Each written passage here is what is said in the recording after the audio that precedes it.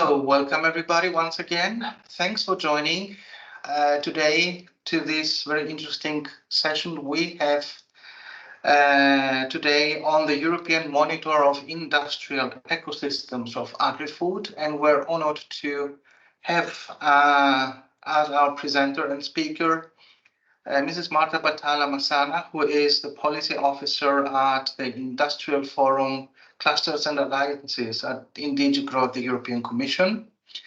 And she will be talking today about the monitoring tool of the industrial ecosystem and focused on our sector group, on our sector, on the agri-food sector.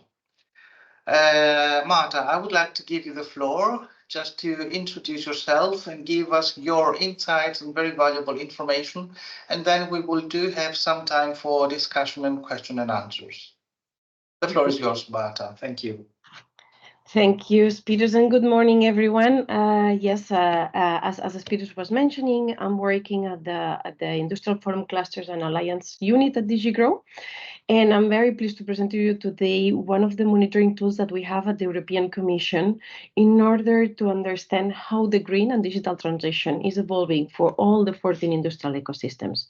As you know, in our Directorate General of DG GROW, we are working in let's say not sectors as such, but we have defined 14 industrial ecosystems. These 14 industrial ecosystems were defined with the new industrial strategy that was presented in 2021. And our idea was to how we could understand or how we could measure the movement of our industry towards this green and transition. So in order to provide policy recommendations to support member states and industry on how we can move towards this green and digital transition and how we can be more competitive in regards of the regions in the world, we thought that it was very important to utilize data that could support this analysis. So having said that, if Christos, you could share the presentation. Now I will start my presentation explaining you a bit how we measure, because it's a bit particular and it's a bit novel. Actually, this is a quite novel approach that the European Commission has been taking, especially for DG GROW. And then we will go to the more specifics of the results that we have gotten on the first annual report that we had for the Agri-Food. As you will see as well, I have put it on the chat, the link directly to our website and to the report. So if you want to deep dive a bit more about what I'm going to talk to you today, I very much encourage you to check the report, and there you will not only see the report, but also all the data that I will be presenting today, and also that is part of the report.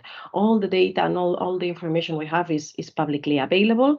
So if you are very curious about the uptake of artificial intelligence or the level of investments that artificial intelligence has received for the agri-food sector, we have data for it. So if you are very curious and you want to play with the results, we encourage you to check our website.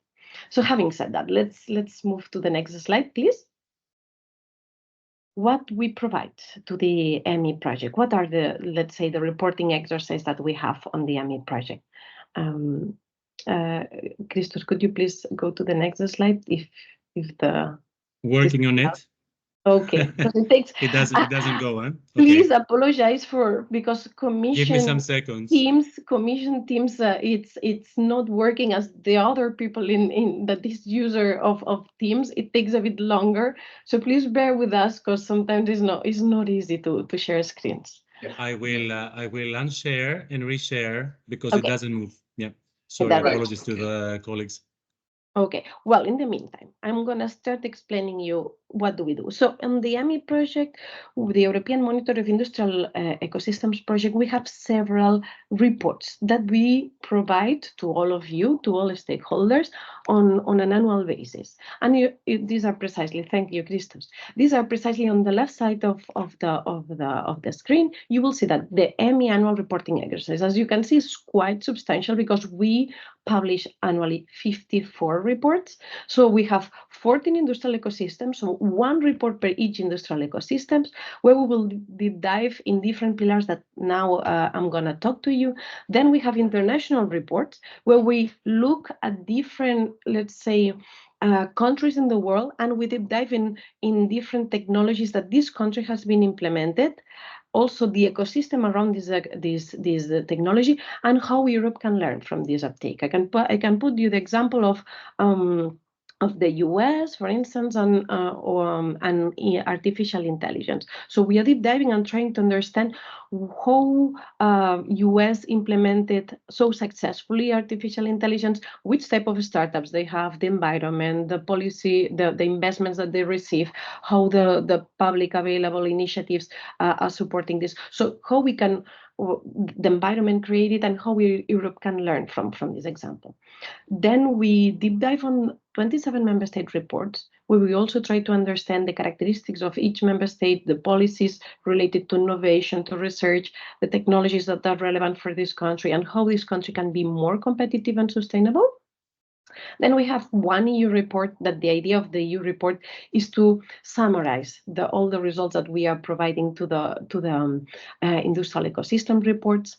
Then we have two technology center reports, because also in our website we have the European Technology Center mapping, where different technology centers in Europe has applied to become member of our technology center mapping, and these technology centers are directly supporting SMEs on the development of their businesses.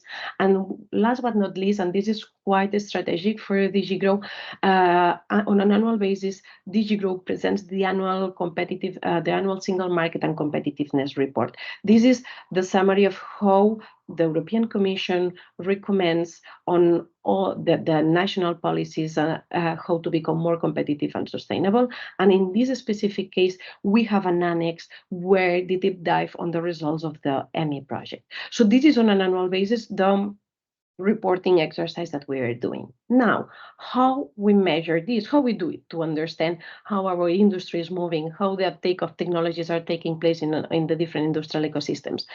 In a way, it's simple, but also quite complex to do, because as you can imagine, our, let's say, most well-known indicators like Eurostat, World Bank, OECD, these well-established sources of data, the data is not, let's say, up to date, meaning up to 2023. So sometimes we receive the data, or we can assess the results from 2020. So in this type of analysis, it's very important to get the most fresh data, to be fast on our reactions, to understand how our competitors are moving.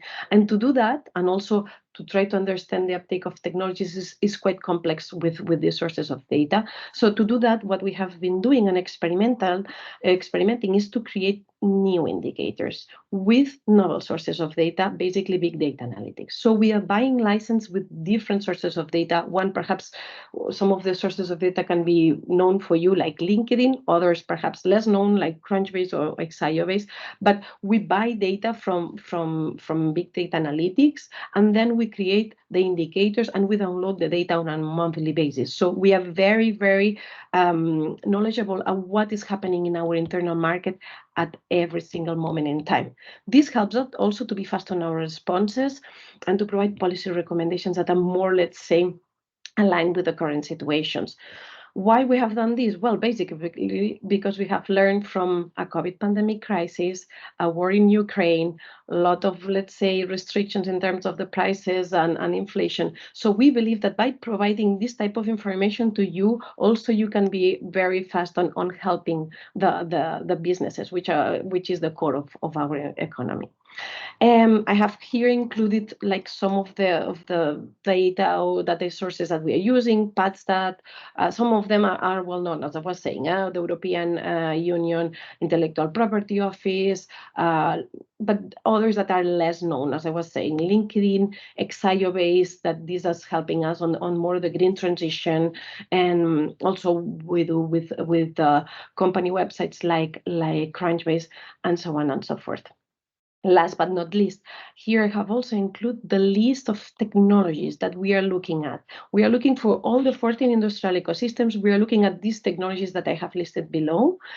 Why these technologies and not others? Well, the answer is very easy, because these are the most relevant for our internal market in general terms. Of course, if I deep dive in agri-food, there are certain specific technologies for agri-food that are more relevant, or even they do not appear here. But as a matter to be capable to compare with the 14 industrial ecosystems, with internally we have decided to list this group.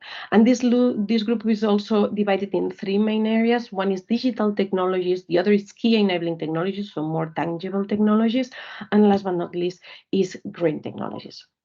Let's go to the next slide, please. So now let's deep dive. Now I have explained to you a bit how we measure this type of reports. So now we go to the substance, which is the results that we have gotten from the first time for the agri-food as ecosystem. So as you can imagine, the agri-food ecosystem is a fundamental ecosystem for our internal market, and it is very important for us to support and to provide, let's say, the best possible policy recommendations to this ecosystem. Just as a matter of numbers, I have included here that in 2019 we had like 16 million people that were employed in this industrial ecosystem, and also, however, the value added is significantly lower in comparison with other ecosystems. So this only represents the agri-food ecosystem represents about 6.4% of the EU total value added. But having said that, as we said, this is a very fundamental industrial ecosystems. We know that there is, for instance, the well-known CAP subsidies, that a huge, let's say, budget of the European Commission is allocated to that. So this is also of a high relevance. Also, the structure of this ecosystem, 99% of the businesses are SMEs. This is not a surprise, and 1% of large companies are represented. However, this 1% of large companies hires 40% of the whole workforce of the agri-food ecosystem. So this is quite significant, and also the turnover of these large companies represents half of the agri-food sector. So the weight that they have is quite substantial. In comparison with other regions in the world, the agri-food ecosystem, the European agri-food ecosystem, is well known for the high quality and safe products. It's easy to make the comparison of EU and the US. Let's say the standards are quite different from the EU. And one thing that you will see also on my presentation, that there is, let's put like that, a room of improvement, is on the part of the environmental impact. The environmental impact for the agri-food ecosystem is quite substantial, is a high impact. But you will also see on my explanations that there are many actions that are taking place that can help to revert in a mid-long-term basis these results. Last but not least, in terms of innovation, we see a lot of disperse and also, let's say, a lot of fluctuations in terms of innovation, which we believe there is also kind of a room of improvement. You will also see later on, I will show you the patent applications. And also in terms of public and private investments, also is needed more efforts in this regard. Let's go to the next slide, please. Now, here I'm going to show you a comparison that we have been doing for the first time, because I was saying this is the first time that we do these EMI reports, and we will be doing this analysis on an annual basis. So year by year, you will be seeing that perhaps these two markets are changing, also the results, but these are, let's say, the first time that we are showcasing these results. On the left side, we have the green transition, and on the right, we have the digital transition. What we are trying to do here is try to understand what is the performance in terms of greening and digitalization of all the 14 industrial ecosystems, and how each industrial ecosystems are, which type of efforts are doing in order to revert sometimes some of the results.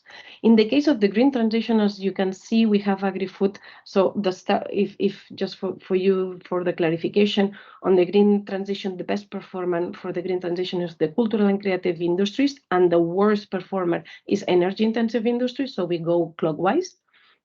And similarly is for the digital. So the digital transition, the digital ecosystem is the best performer for obvious reasons. The worst performer is proximity and social economy, also going to clockwise. So for the green performance, you see that we are on the agri-food, so we are on the, let's say, mid-low part. And as I was mentioning, the environmental impact of the agri-food ecosystem, for obvious reasons, for water consumption, CO2 emissions, is quite significant. So if you see that the performance of the agri-food is quite low, so this dark green. However, in terms of green transition efforts, meaning how the ecosystem is supporting the ecosystem, wait, now I have lost the slide. So I will have to think like mentally, but yes, so in terms of green skills and the technology uptake, the ecosystem is doing significant efforts. And then on the left, so, okay. Now we have it again. Marta, it seems that everything is against us today as far as the presentation. Sorry, but it seems that in very few minutes I will have to reboot my computer. Okay. So okay. I will keep it, but if I can ask Spiros, yes, if you can also download my backup, that would be highly appreciated. Thank you. Okay, don't worry. Sometimes technology, I will talk a lot about technology, but sometimes technology doesn't help. But let's move on. So yes, as I was saying, so in terms of green transition efforts, the efforts of the ecosystem are significant, or we see that there is this willingness to revert a bit of the environmental impact, as I was previously mentioned, in terms of green investments, green skills, and green technology uptake. If we go to the right side, we see that here the agri-food ecosystems is a better performer than on the green transition side. The uptake of digital technologies is quite relevant, specifically for artificial intelligence, Internet of Things, and then also the efforts as the startup activity and the digital investments, so are quite equal one to each other. So let's go to the next slide, please.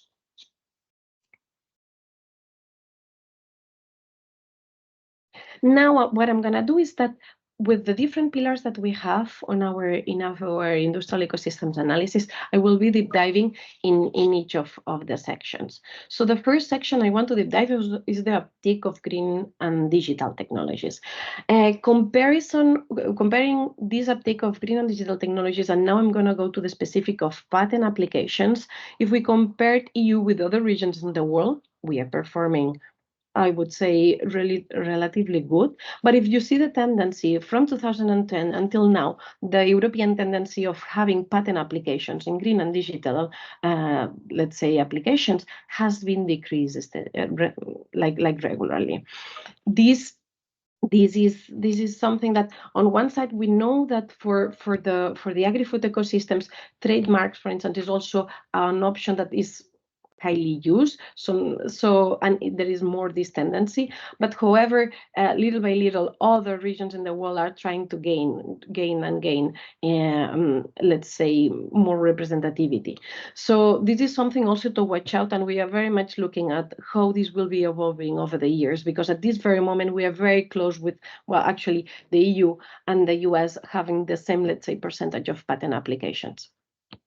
In terms of which type of patent applications, we have that on the green transition, the patents applications are more related with biotechnology, advanced materials, and water pollution reduction. The last one is quite relevant, because you remember that on the previous slide when I was showing you the Marguerite, I was mentioning about the effort of the ecosystem to move towards greening the ecosystem. So our assumption is that by having, let's say, higher number of patents on water pollution, eventually in the long-term basis, on the mid-term basis, this water consumption will be reduced, so ergo we can be more environmentally friendly in this regard. So these are something that we very much look, because the patent applications can give us some hints of the direction of the ecosystem where it's moving towards.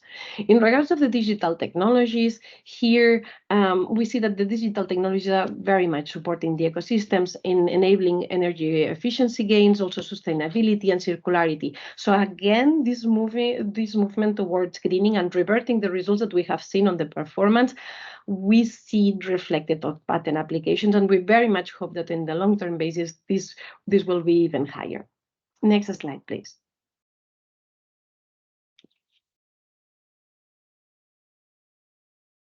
Okay, super. So now we're looking at the tech startups. So also it's like not only important to see the patent applications, but the type of startups that are being, let's say, flourishing on the agri-food ecosystem.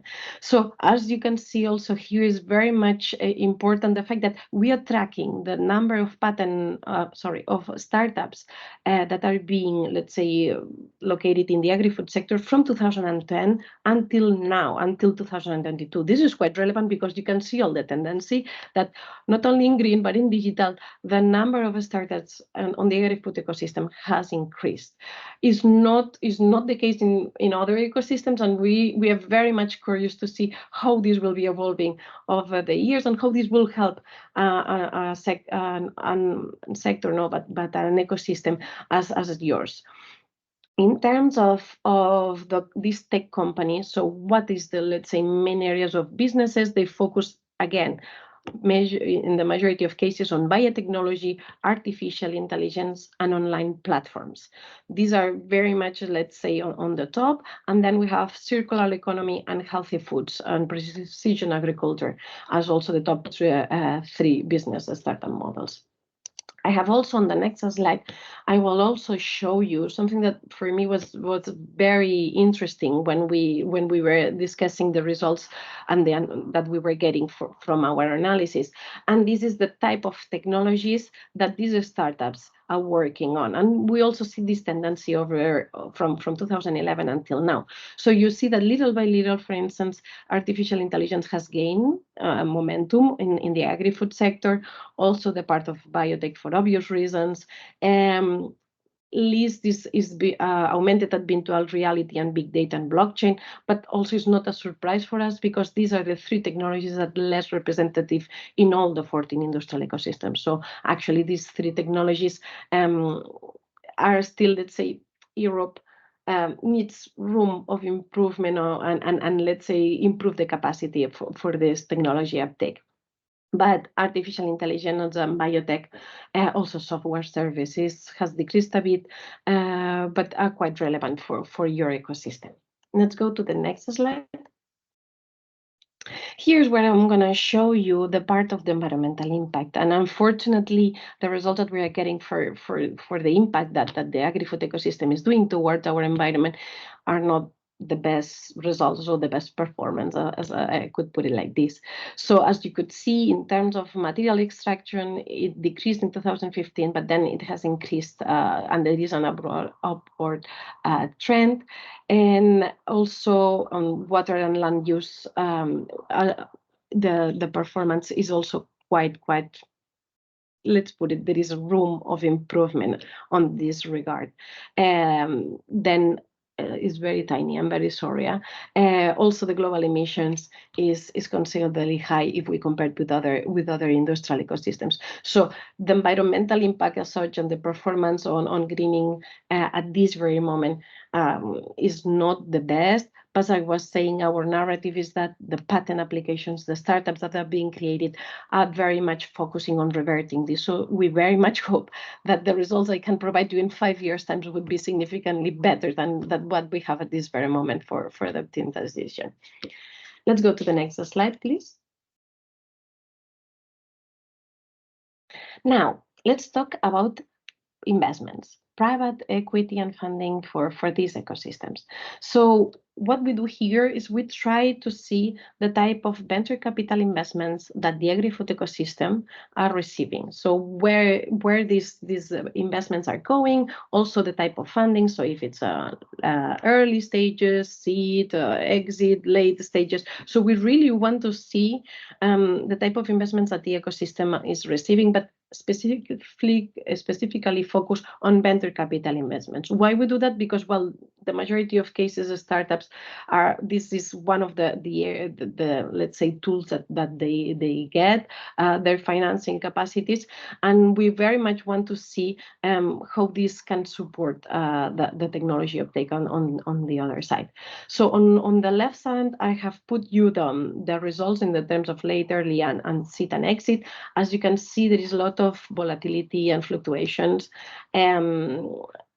It is not as a surprise for us. We have seen that the ecosystem, depending on the crisis, the situation of let's say, the consumers' willingness to buy some types of products and others, this very much affect, especially for the startups. So this fluctuation is a result of this. And on the right side, you can see where these venture capital investments are going. So in which type of technologies these startups are investing. So in the majority of cases, not as a surprise, biotechnology in agri-tech, also online platforms, and also for us is very positive news, the recycling. So this mindset of also looking for investments that can support the recycling activities. Let's go to the next slide, please. Marta, Spiros, if you can take over the presentation. I will need to restart my computer. No problem, no problem. Thank you so much. Thank you. I will share it. Okay, thanks a lot. Let's make the change. So that's why we're flexible. Let me see. And apologies for this inconvenience. You don't have to apologize. Things might happen anytime. So we are going to slide number 10. Here it is. Can you see it? We can't hear you, Marta. Can you hear me now? Yes, we can hear you now. Okay, super. So I was saying slide 10, so the progress of the twin transition. So if we can move to the next one, please. Right.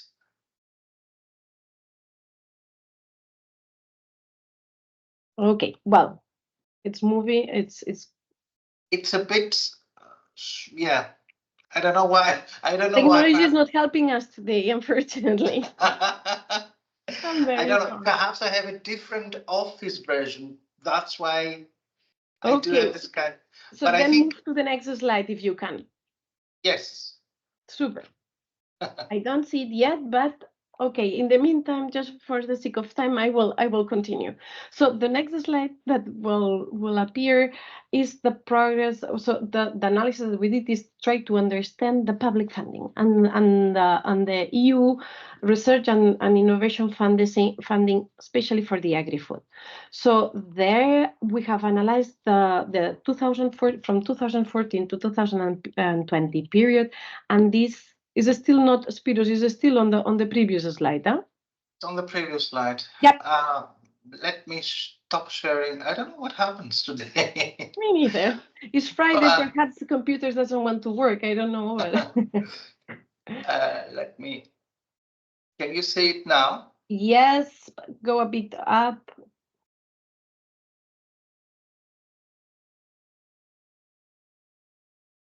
But even going up? So go to the previous slide. So now we are at slide 12. You should go to slide 10.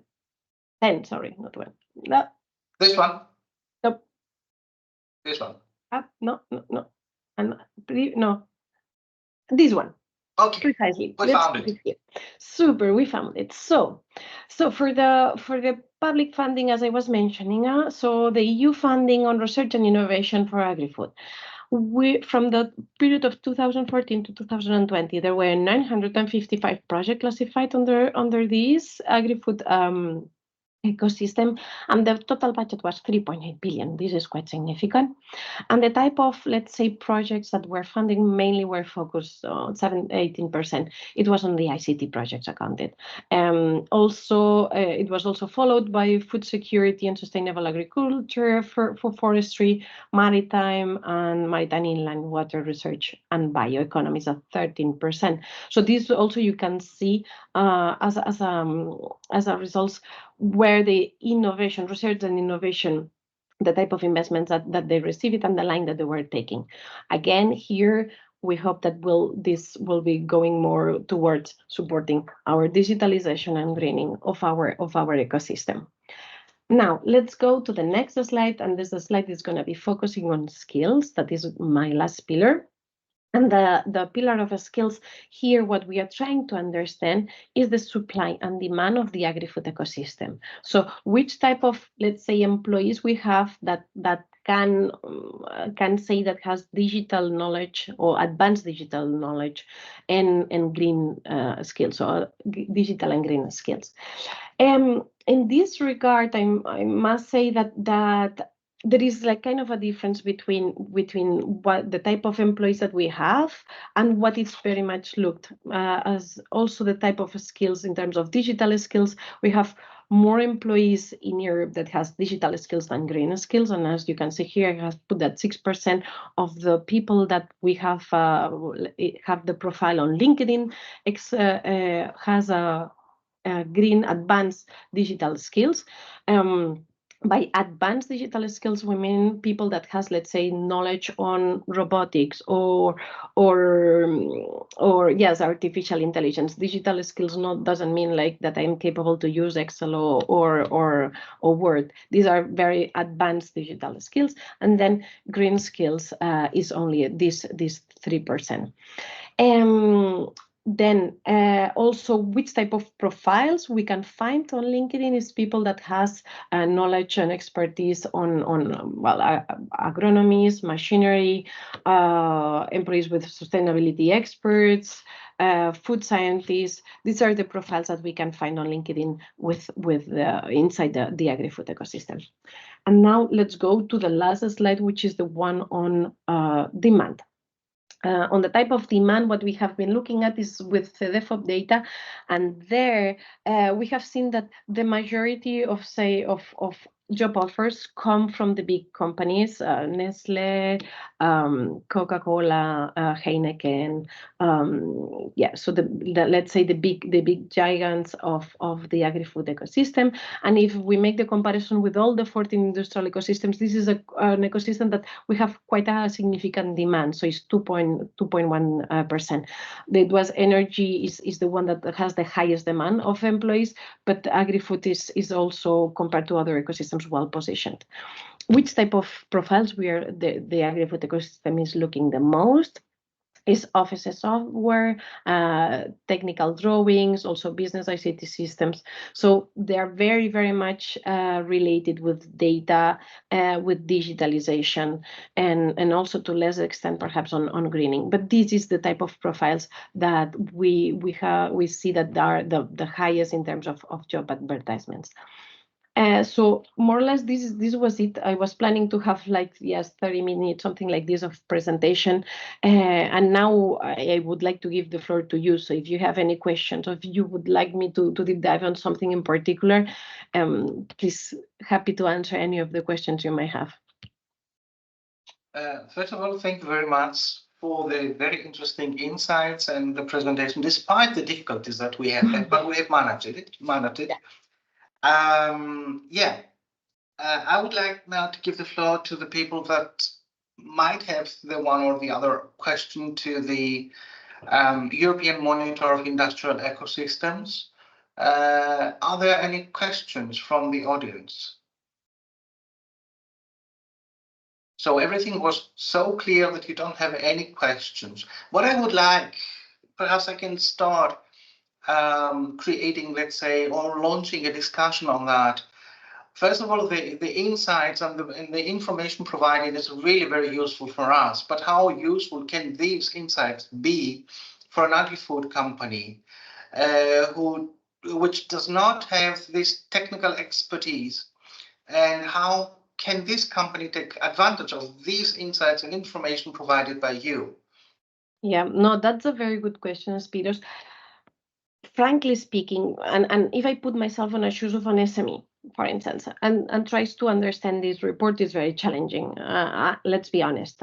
This report is not meant, let's say, to be let's say, the final reader to be an SME, because in some cases, if you do not have the specific knowledge, it's very challenging to understand what do we mean with that, or the competitors. If you're an SME thinking about the US as a competitor, perhaps it's not even part of your needs. But the main idea here is that, first of all, like you, so stakeholders like you, like cluster organizations, like technology centers, also for policymakers, this type of analysis and results are basically also for colleagues, internal colleagues. Here we have Jonas from the Agri-Food ecosystem, that he represents these ecosystems, and we are providing this information for them.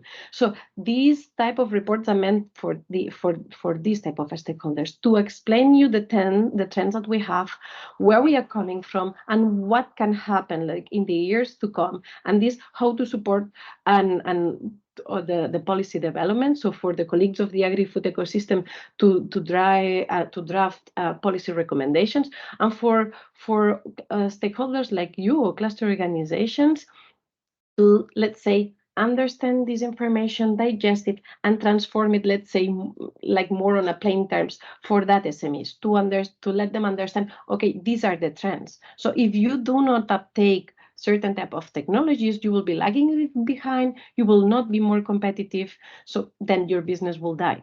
So it's not for an SME, I would say like this directly, and for a large company either, because they already have their research departments and their analysis economists that they work for them, but it's more, let's say, for the middle ground. So for stakeholders like you, cluster organizations, and also for policymakers. That's very interesting. Before giving floor to Constantinos from Romania, just another point from my side. What we have seen is that the digital transition is in a better place than the green transition. Yes. We have seen that in your slides, and that is really very interesting to analyze, more or less. Although in the green transition, the efforts made were much more bigger or much more efforts than the than the digital transition. Yeah. I presume that although the efforts made for the green transition were more, the green performance is of course less in the meantime. But on the other hand, the digital transition has been made, let's say, some efforts less than the green transition, but the intensity of digital transition seems to be higher. Yeah. Do you know why we have this kind of differences in the effort and in the performance, both for the green and digital transition? This is a very good point. First of all, for the digital transition, something that for us is very relevant is that we want to see the digital transition also as an enabler for greening the economy, because at the end of all, our main goal here is to try to become climate neutral by 2050. That's the main goal. So we want to see also, and this let's say digital transition is the enabler for becoming more sustainable and competitive at the end of all. That's why some of the results of the digital transition affects positively to the efforts that are taking place on the greening part. So there is a correlation with this, and again, the part of the green transition specifically for your ecosystem is that the impact, meaning water consumption, CO2 emissions, is significantly high. So that's why we are, let's say, positioned on the lower side of the market. This is basically this. But the digital transition itself, as the performance and the efforts, we see this, that it can help to revert these results. But please also, this Margaret has been like the first year that we are doing, and I showed to you because I really wanted to position the Agri-Food ecosystem, but I personally think that the value of this Margaret will be in 3 or 4 years time, because then we will have several years of comparability, and there the narrative of what I'm explaining now, I'm going to be more sure with the results of with the support of the results. Exactly. It would be very nice to see to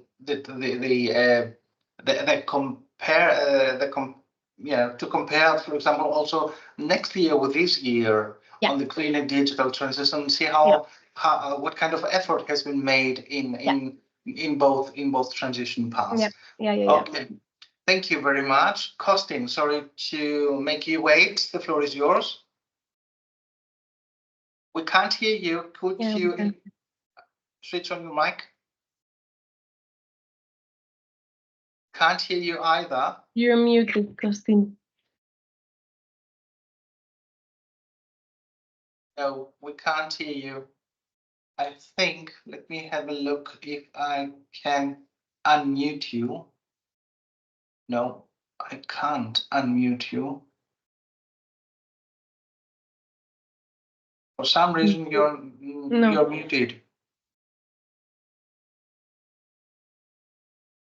Yeah. Or in any case, if you want, you can write it down on the chat. Perhaps I can answer if you write it down. Now you hear me? Yes, we can hear you. Now we can hear you. Yeah, that was a problem with my mic. I solved it because I was using the other device. So thank you very much for your presentation. It's very, very inspiring with a lot of data. So we are in a unique position. My association, Interbio, which is a association umbrella organization for organic farming. It's working in three areas. One area it's advisors for organic farming, and here it's we started a project with IFOAM EU, which is and we started the project how to organize advisors in consultancy business for organic farmers. Which is very relevant because we try to create a network of consultants. And one of the issues is to create a network of non-existing consultants in the green digital transition. Then through another angle, the angle of Enterprise Europe Network, we know each other because we are from here, but also there is another project we are running together in a consortium, which is called European Digital Innovation Hub. And here is also a concentration of efforts how to go green and digital. And our message to this hub is, and we want to attract more in the hub, which are doing a real digital green transition, because some of the business models attached to the Agri-Food system, they use digital tools, but not necessary for digital green digital transition. So they are using the old model of conventional farming with a lot of CO2 emissions. So the idea is, my question, or I don't know, comment is how to make the difference between these networks and how to identify properly the ones which are my members are organic, and they are contributing in a positive manner to CO2 emission decrease and not using pesticides. But the idea is how to take the benefits and synergies between these networks to better serve the SMEs, which is our common goal. Well, I mean, is any cooperation with DG Agri, with Digital Europe programs, because this is the intersection, because there are a lot of networks and networks of networks, we realized, and many of them, in my opinion, are a little bit overlapping. Yes, indeed, Costin. Actually, perhaps this is not part of my area of work. My part of area of work is more providing to you, let's say, economic analysis of the situation. But if you ask me, let's say, as an employee, I think that, for instance, in the case, precisely on the case of EN and clusters, there is this cooperation, and it is a constant cooperation. Actually, we are on a unit where we have these two, let's say, teams, the EN team and the cluster team. And we very much work closely on this, precisely for what you said, to avoid any type of duplication of effort, so to join efforts and to reach more the SMEs, because the EN has, like, let's say, precisely focusing on SMEs, whereas clusters also not only looks at the SMEs, but research organizations, as I said, technology centers and large firms. So in this regard, for the part that touches my daily work, we see that we make lots of efforts to avoid what you said, this duplication of hubs or organizations that are located around Europe. Also, that I forgot to say, is not only the EN and clusters, but also the technology center mapping that is embedded on the EMI project. So these three, let's say group of stakeholders, we work very much hand on hand to avoid any type of duplication. Great, thank you. Are there any other questions on the EMI focused on agri-food? And I think, Marta, it is really good to have this collaboration with DG Grow and DG Agri. And of course, the Enterprise Europe Network, as Kostin said, is there to serve the SMEs and help them grow and innovate and internationalize. And we need to find common ways. Let's say we have to find out transition pathways, let's say, to better serve the SMEs in other ways, which is quite a challenge, but I don't think it's not possible. I think it's possible if we get some connections or start. We do have the connections, but we can start, let's say, collaborating with each other much intensively as we used to do in the past. May I add something to this, Spiros, because it's relevant. And what I noticed being a part of these networks of advisors developed through this cluster 6 climate change by IFOAM, it's populated with consultants which are more connected to the technical fields. They are agronomists. They can give consultancy to the companies based on their model of consultancy with technical issues, very much close to the science, agri-science. But there is a type of consultancy which we are bringing in Enterprise Europe Network, which this network doesn't recognize very clear, because we are business developers. We want to develop the business so they are focused on technical issues. We may be focused on business development. And the other digital hubs, they can develop through specific technologies. So using blockchain or different artificial intelligence technologies.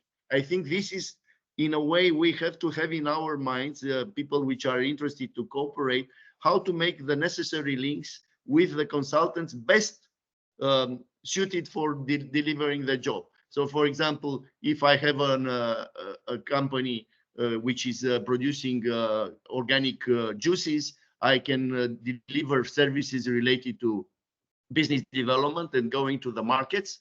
The digital hubs can develop a kind of technology radar for that, and the consultancy in how to use technologies.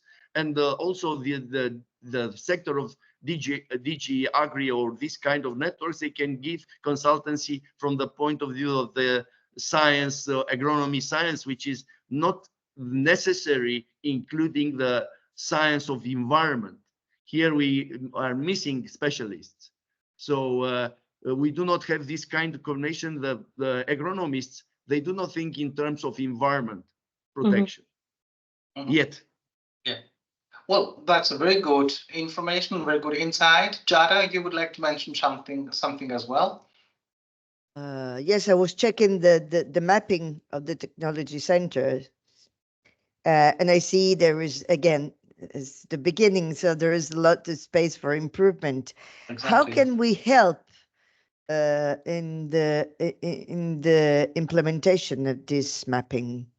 That's very simple, Gida. if you disseminate our technology center mapping for the different SMEs and also for the technology centers, they can apply to our technology center mapping. Please note one thing, that on the technology center mapping, we are quite specific. For not all the technology centers in Europe can apply to our technology center mapping. One of the biggest requirements is that they need to directly support SMEs. If they do not do that, they cannot be part of our technology center, because our core is to support directly the SMEs. Yeah, I can see there's already in Bari, there is actually in Brindisi, there is one of our EN partners from Italy, from my consortium, which is CETMA, European Research Center for Technologies, Design and Materials, which is a competence center on sustainability. So that's quite interesting, because in that case, and I'm talking to the colleagues, we could also check what kind of technology centers we could put in, and in this case, I'm thinking also in a cross-sectoral way, because it's not just for agri-food, it would be also for other sectors, wouldn't it? Yeah. Because actually, for the technology centers, is for all the 14 industrial ecosystems, and some of them, as you rightly say, is not focusing only on agri-food, but also at the same time is focusing on other ecosystems. So please, if you can, that would be a good news for me, to disseminate it for all the technology centers that you know of your knowledge, to apply to our mapping. Might be interested in becoming part of this network, because I mean, we're thinking in terms of synergies. This could be one of the synergies that we can set already now from the beginning. So we can write an email. I already put it in the chat, the website on the platform, and the link to the mapping. So we can already start thinking who we would like to see in this map. Yeah. Thanks a lot.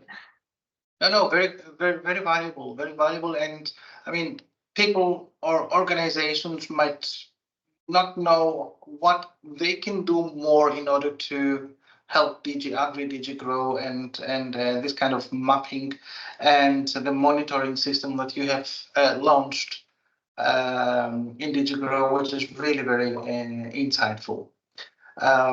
Any other questions? Any other points to be highlighted?